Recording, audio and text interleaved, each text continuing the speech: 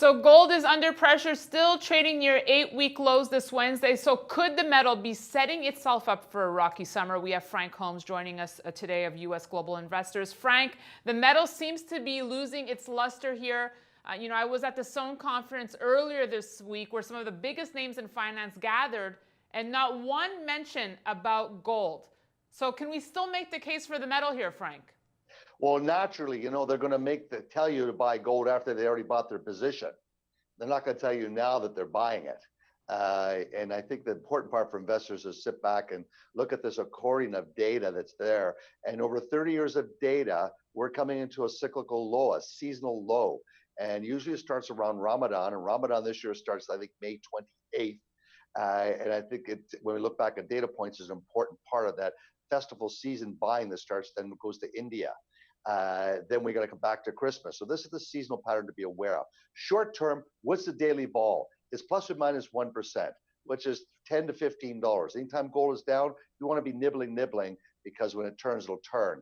The negative has been central banks have slowed down buying. Why? Because the U.S. has been raising rates. So that's understandable. But positively, India's consumption of gold continues to be very robust and strong.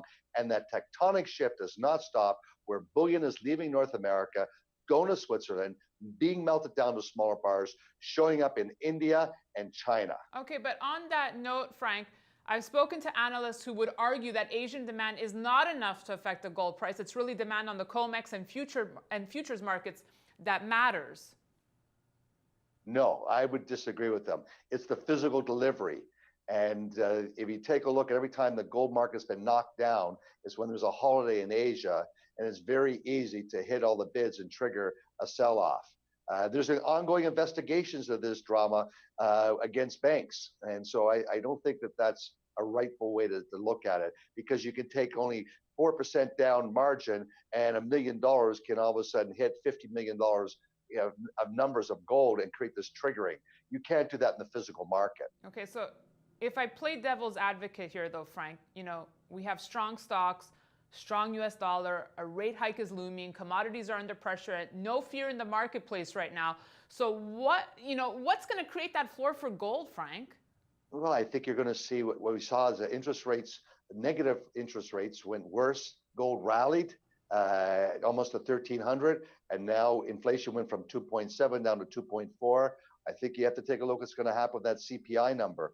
And the global PMI has slowed down. I think that will turn this summer. All right. Well, any feeling as to where we can see gold headed short term here, Frank? Well, it's a non-event, as I've said before, that for gold over any 12-month rolling period to go plus or minus 20%. So is it going to fall $200 from here? I don't think so. I think it's probably got $50 on the downside if there's some type of a trigger. And I think this time next year, it'll trade higher. All right. Frank Holmes, U.S. Global Investors, thanks for joining us. We'll see you next week, Frank. Happy investing. And thanks for joining us. We'll see you tomorrow on Kitco's Gold Report.